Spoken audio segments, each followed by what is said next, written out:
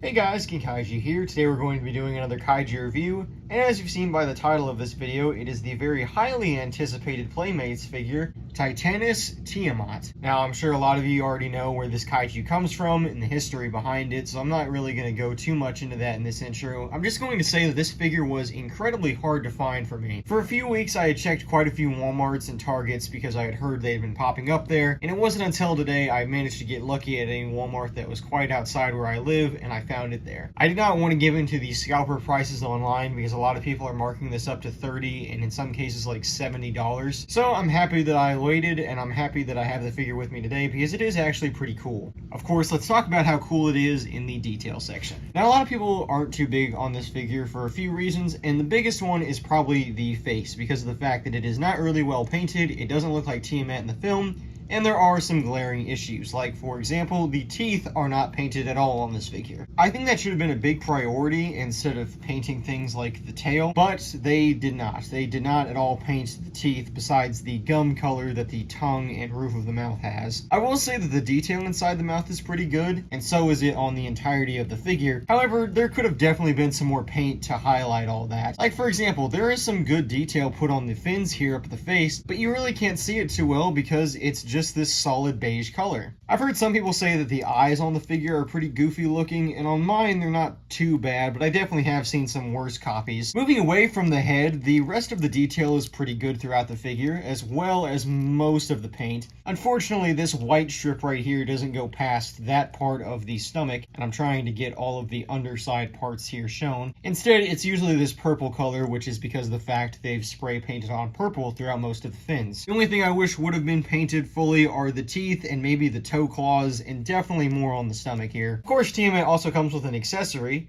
It is the submarine, which is pretty good. It looks like the one in the movie. You know, obviously it's not painted, but it does have some good detail on there, and it's a nice little accessory. Now let's move on to the highlight of this figure, and it's one of the main reasons I got it. The articulation of Tiamat is amazing. Of course, as you've seen, his mouth can open. He has a ball joint at his head that can go side to side. It can go up and down, and of course can rotate, so you can get him in a good few poses. There is an articulation point right there, as well as, of course, his legs have the typical hinge and forward joints that Playmates uses. There's another ball joint right here, another ball joint right here, another ball joint right here at his tail, and of course these legs can move. So that's 2, 3, 4, 5, 6, 7, 8, 9, 10 points of articulation. Pretty good for a little character that didn't appear for more than like 5 minutes. Now when it comes to sizing Tiamat, it is kind of hard because he is so gangly, so it really depends on which pose you get him in. Obviously, I'll put him next to the Playmates Godzilla for reference. And yeah, Tiamat obviously is a lot smaller than Godzilla, although you can raise her up to where she is looking him more directly in the eyes, but you know, she'll fall over.